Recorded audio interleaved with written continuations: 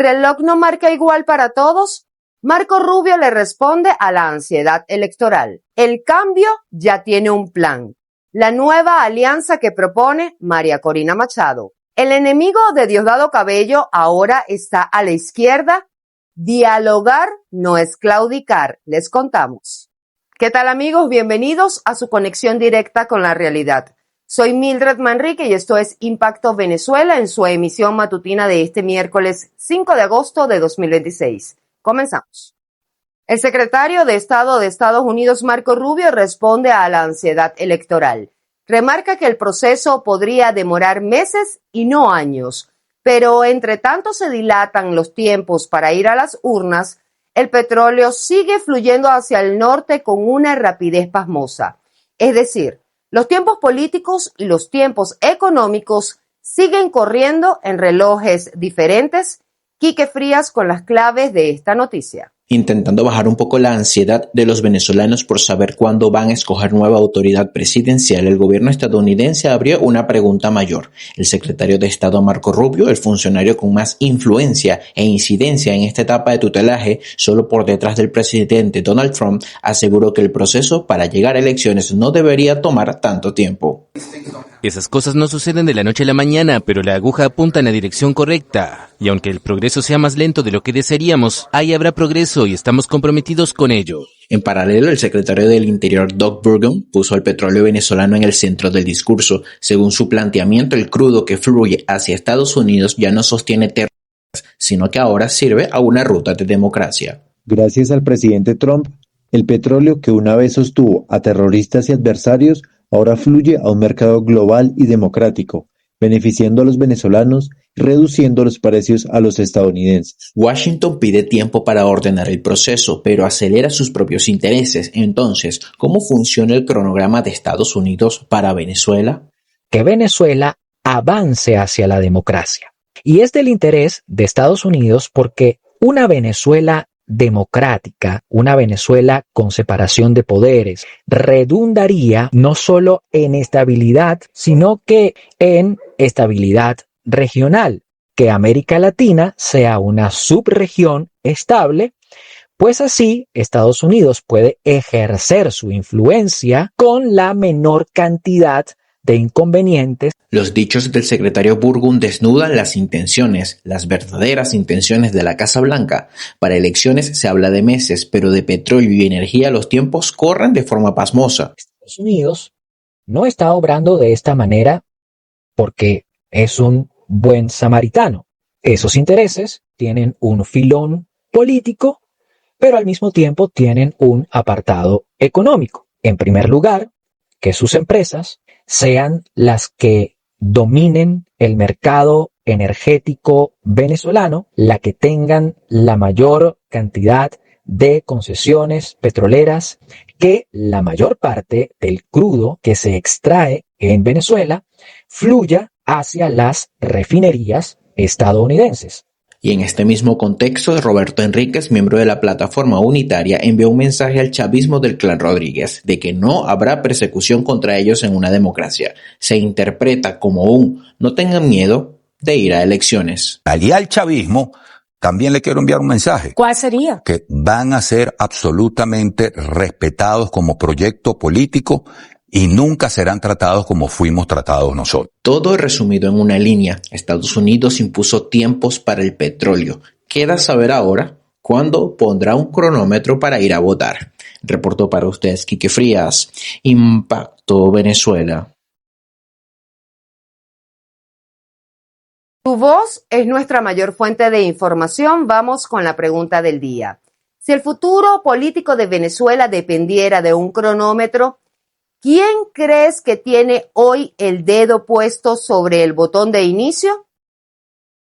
Participa y haz sentir tu opinión en cualquiera de nuestras plataformas digitales. Te leemos en la emisión estelar. María Corina Machado ya no habla solo de transición. Ahora presenta el modelo de país que quiere construir. Una Venezuela aliada con Estados Unidos, abierta a la inversión y alejada completamente del socialismo. Continuamos con Juliana Palmar. Venezuela necesita una alianza estratégica con Estados Unidos para dejar atrás el modelo socialista y convertirse nuevamente en un socio clave de Washington.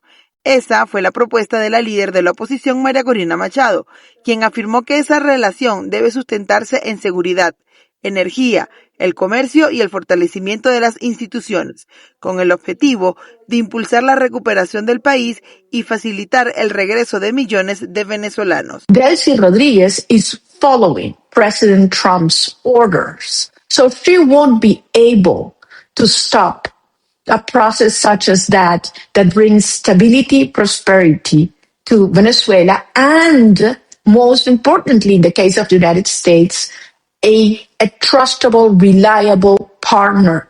Because that stability that you mentioned, you need to make it long-lasting. And the way to do that is having legitimacy and the support of the people. Machado aseguró que para lograr esa transformación será necesario desmontar el sistema socialista, restablecer el respeto a la propiedad privada y abrir los mercados a la inversión.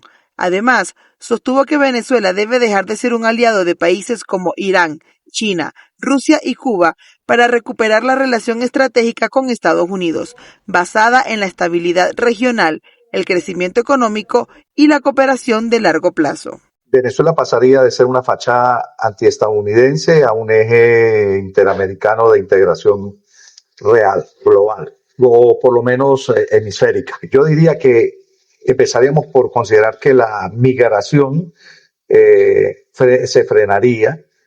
frenaría en pocas palabras el éxodo, ya que la presión socioeconómica de la región tomaría otro rumbo y tendría sus atractivos para que la gente permanezca en el país. Otro aspecto a considerar sería la lucha contra el crimen. La propuesta de María Corina Machado no solo plantea un cambio de gobierno, sino también un cambio de orientación internacional. La pregunta es, ¿cómo se traducirá esa alianza estratégica con Estados Unidos y qué impacto tendría sobre las relaciones de Venezuela que ha mantenido durante años con Rusia, China, Irán y Cuba? Y si bien un nuevo gobierno pudiese traer mejoras en infraestructura, mejoras laborales y mejoras en las industrias a las que los Estados Unidos le está sacando provecho, también sabemos que un gobierno con una postura que beneficia aún más a los venezolanos tuviese que necesariamente traer a la mesa posturas que no beneficien a los Estados Unidos en sus términos, tanto como se está haciendo actualmente.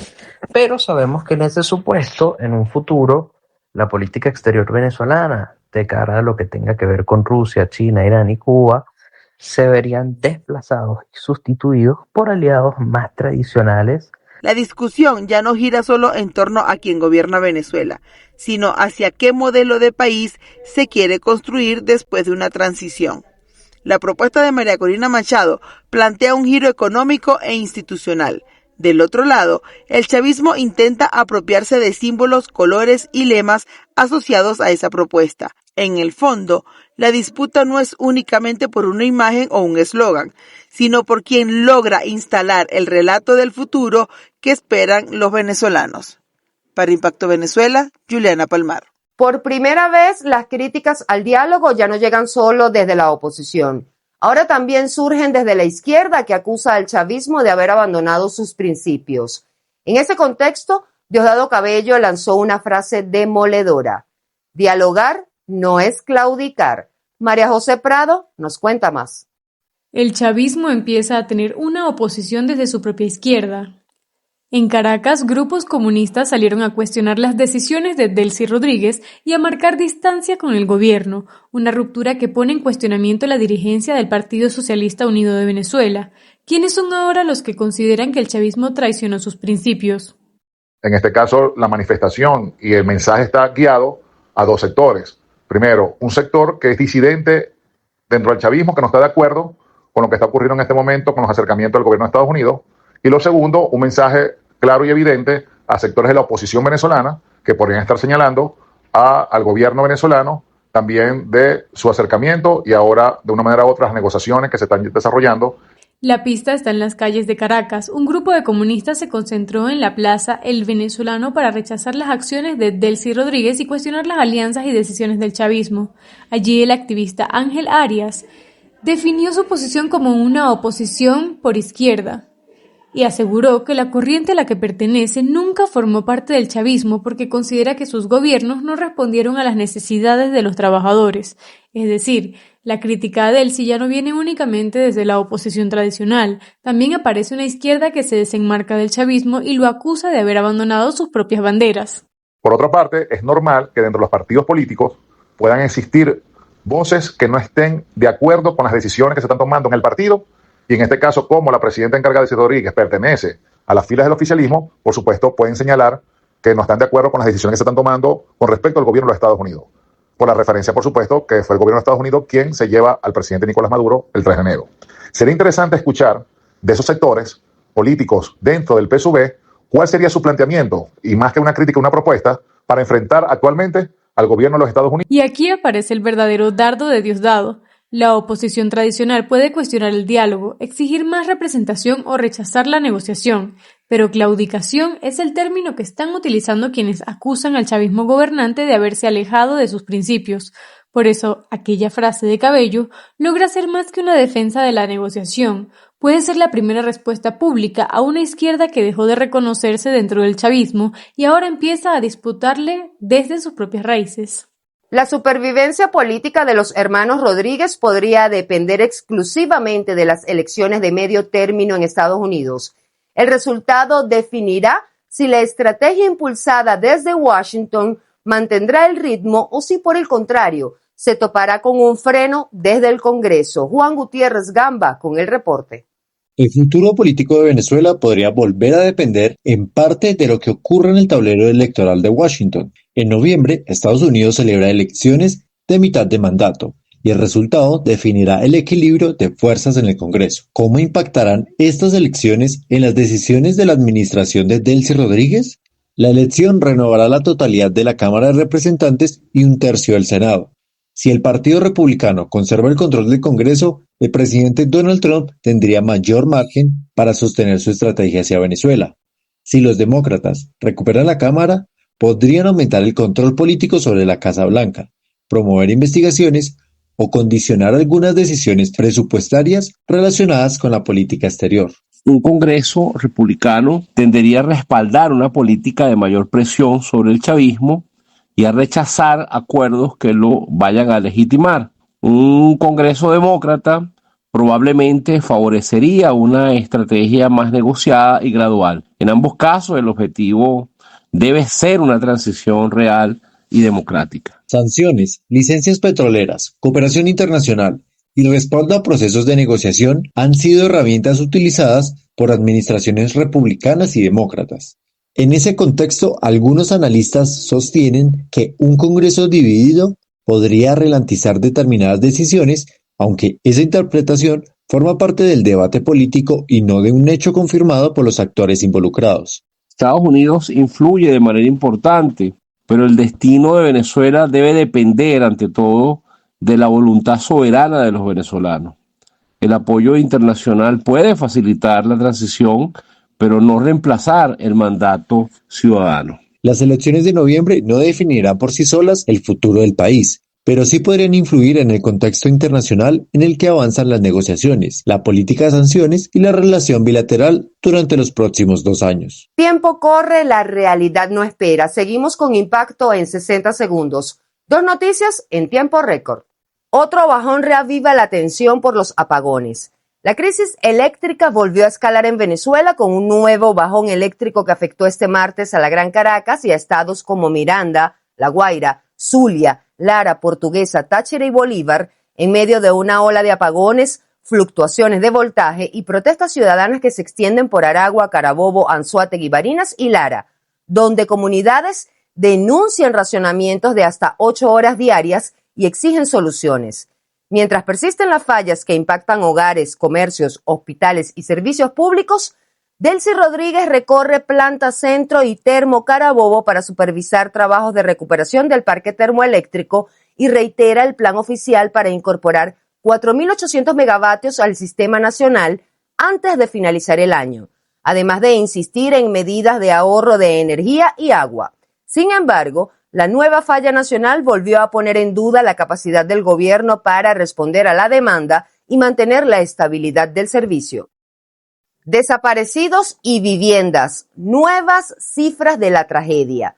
El gobierno encargado continúa actualizando el balance de la emergencia en La Guaira tras los terremotos del 24 de junio.